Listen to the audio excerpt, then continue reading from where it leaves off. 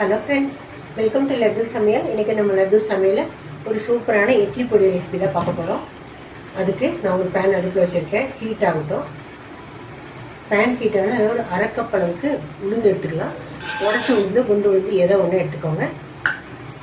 Medium ஃப்ளேமில் வச்சு நல்லா செவக்க வறுத்துக்கோங்க. இப்போ தான் வாசம் வர ஆரம்பிச்சிருக்கு. நல்லா செவந்து வர வரைக்கும் நம்ம வறுத்துக்கலாம்.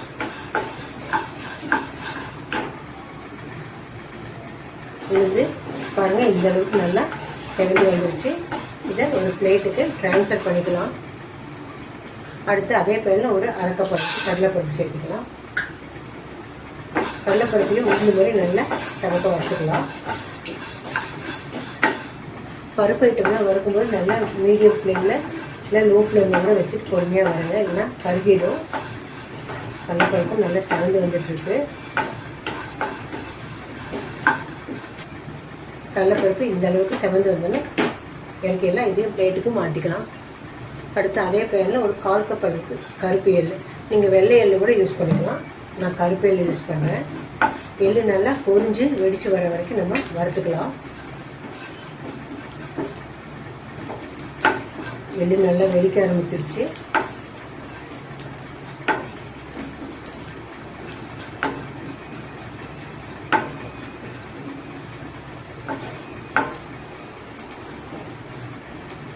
பொரிஞ்சிருச்சு. இதையும் ஒரு பிளேட்டுக்கு நம்ம மாற்றிக்கலாம். இப்போ அதே பேனில் ஒரு 1/4 கப் அளவுக்கு பொட்டுக்கடலை, அது ஆல்ரெடி வறுத்த பொட்டுக்கடலை, இதெல்லாம் நம்ம ஒரு நிமிஷம் அப்படியே லைட்டாக சூடாக்கிக்கலாம். பொட்டுக்கடலை வறுபட்டுருச்சு. இதையும் பிளேட்டுக்கு மாற்றிக்கலாம்.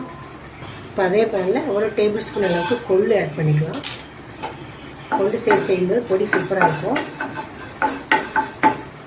கொள்ளையும் நம்ம நல்லா வாசம் வர வரைக்கும் வறுத்துக்கலாம். கொள்ளு வறுபட்டுருச்சு, வெடிக்க ஆரம்பிச்சிருச்சு. இதையும் நம்ம பிளேட்டுக்கு மாற்றிக்கலாம். இப்போ அதே பேனில் ஒரு டேபிள் ஸ்பூன் அளவுக்கு பாசிப்பருப்பு, இதையும் சமைக்க வறுத்துக்கலாம். பாசிப்பருப்பும் நல்லா செவந்துருச்சு. இதையும் பிளேட்டுக்கு நம்ம மாற்றிக்கலாம். இப்போ ஒரு கட்டி அளவுக்கு பூண்டு தோலோட இதில் போட்டு நம்ம வறுத்து எடுத்துக்கலாம். பருப்பு ஐட்டமாக இருக்கிறதுனால பூண்டு போட்டு அரைக்கிறது நல்லாயிருக்கும். நமக்கு கேஸ் ப்ராப்ளம் வராது. பூண்டு அதிகமாக கூட சேர்த்துக்கலாம். நான் ஒரே ஒரு கட்டி அளவு சேர்த்துருக்கேன்.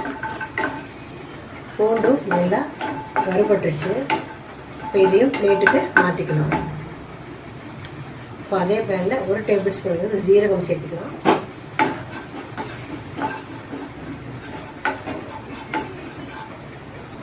ஜீரகம் வறுபட்டுருச்சு. இதையும் பிளேட்டுக்கு மாற்றிக்கலாம். இப்போ அதே பேனில் ஒரு டேபிள் ஸ்பூன் அளவுக்கு மிளகு சேர்த்துக்கலாம். மிளகு ஜீரகம்லாம் சேர்த்து செய்யும்போது பொடி வந்து சூப்பராக இருக்கும். வறுபடட்டும், வெடித்து வரும், பார்த்து வருங்க. மிளகு நல்லா வெடிக்க ஆரம்பிச்சிருச்சு. இதையும் பிளேட்டுக்கு நம்ம மாற்றிக்கலாம். இப்போ காரத்துக்கு ஒரு 10 மிளகாய் நம்ம ஆட் பண்ணிக்கலாம். உங்கள் காரத்துக்கு தகுந்த மாதிரி நீங்கள் போட்டுக்கோங்க. நான் 10 மிளகாய் போடுறேன். அதில் 5 காஷ்மீரி மிளகாய், 5 நார்மல் மிளகாய். இந்த மிளகாயோட நெடி வராமல் இருக்கிறதுக்கு இந்த பொடிக்கு தேவையான உப்பை இப்போயே சேர்த்திடலாம். அப்போ மிளகாயோட நெடி வராது நமக்கு, இல்லைன்னா வறுக்க முடியாது, நெடி அடிக்கும். அதனால் இந்த தேவையான உப்பையும் சேர்த்து இதை நெடியை வறுத்துக்கலாம். மிளகு, ஜீரகம், பூண்டு எல்லாத்துலேயுமே கொஞ்சம் காரம் இருக்கும். அதனால் மிளகு எந்த அளவுக்கு போடுது. உங்களுக்கு காரம் அதிகமாக தேவைப்பட்டால் நீங்கள் போட்டுக்கோங்க. மிளகாய் உப்பு வறுபட்டுச்சு. இதையும் பிளேட்டுக்கு மாற்றிக்கலாம். இப்போது அதே பேனில் கருவேப்பிலை சேர்த்துக்கலாம். நான் கருவேப்பிலை கழுவி ஃபேன் காற்றுல கொஞ்சம் நேரம் காய வச்சுருந்தேன். தண்ணி ஓரளவுக்கு ட்ரையாக இருக்குது. நல்லா மொறுன்னு வர வரைக்கும் இதை நம்ம வறுத்துக்கணும்.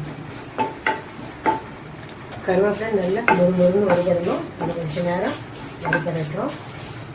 லோ ஃப்ளேமில் வச்சு வறுத்துக்கோங்க. கருவேப்பிலை நல்லா வறுபட்டுருச்சு. நல்லா நசுங்குது. இது சூட்லேயே இன்னும் அது இன்னும் நல்லா வறுத்துடும். போதும். இதையும் பிளேட்டுக்கு மாற்றிக்கலாம். இப்போ லாஸ்ட்டாக அதே பேனில் தூள் எண்ணெய் ஊற்றி வச்சுருக்கேன். 1/4 டீஸ்பூன் அளவுக்கு. அதில் நான் கட்டி பெருங்காயம் சேர்க்கறதுனால எண்ணெயில் வறுக்கிறேன்.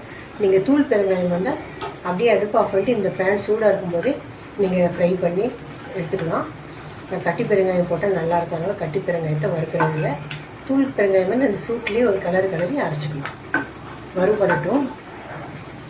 பெருங்காயம் நல்லா வறுபட்டுருச்சு. எண்ணெய் இல்லாமல் அந்த பெருங்காயத்தை கூட நம்ம தனியாக எடுத்துக்கலாம். அவ்வளோதான். எல்லா பொருளும் இப்போ நம்ம ஆறட்டும். ஆறணுன்னு நம்ம அரைச்சிக்கலாம். வறுத்து வச்ச பொருளெல்லாம் நல்லா ஆறிடுச்சு. மிக்ஸி ஜார் எடுத்துக்கலாம். ஈரமே கொஞ்சம் கூட இருக்கக்கூடாது. நல்ல ட்ரை ஜாரில் இதை வந்து பவுடர் ஆக்கிக்கலாம். கொரகொரப்பாக அரைச்சிங்கன்னா இட்லிக்கு மட்டும் தொட்டு சாப்பிட்லாம். கொஞ்சம் நைஸாக அரைச்சிங்கன்னா சாப்பாடு கூட இதை வச்சுக்கலாம். நான் வந்து நைஸாக தான் அரைக்க போகிறேன். ஃபஸ்ட்டு மிளகாயும் பெருங்காயத்தையும் ஒரு சுற்றிட்டு மற்ற பொருள் அப்புறம் அரைச்சிக்கலாம். இந்த அளவுக்கு மிளகாயும் பெருங்காயம் அரைச்சோன்னு பருப்பெல்லாம் சேர்த்து நம்ம அரைச்சிக்கலாம். பொடி அரைச்சி எடுத்துகிட்டு வந்தாச்சு. சின்ன ஜாரில் மிளகாயும் பெருங்காயத்தை மட்டும் போட்டு அரைச்சிட்டு இப்போ எல்லா பருப்பையும் பெரிய ஜாரில் போட்டு அரைச்சிட்டு வந்தாச்சு. அவ்வளோதான். இந்த சூப்பரான இட்லி பொடி அட்டகாசமாக ரெடி ஆகிடுச்சு. சூடாக இருக்கிறதுனால கட்டியாக இருக்கும். நல்லா உடச்சி விட்டு ஆற வச்சுட்டு ஒரு ஏர்டைட் கண்டெய்னரில் போட்டு வச்சிட்டிங்கன்னா ஒரு 3 மாதம் வரைக்கும் இதை ஸ்டோர் பண்ணி வச்சுக்கலாம். வெளியிலேயே ஃப்ரிட்ஜில் வைக்கணும்னு அவசியம் இல்லை. சூப்பராக இருக்கும். நீங்களும் இந்த இட்லி பொடியை ட்ரை பண்ணி பாருங்கள். பிடிச்சிருந்தால் லைக் பண்ணுங்கள், ஷேர் பண்ணுங்கள், கமெண்ட் பண்ணுங்கள். என்னோடய சேனலை சப்ஸ்கிரைப் பண்ணுங்கள். மறக்காமல் பெல் ஐக்கானை கிளிக் பண்ணுங்கள். தேங்க்ஸ் ஃபார் வாட்சிங்.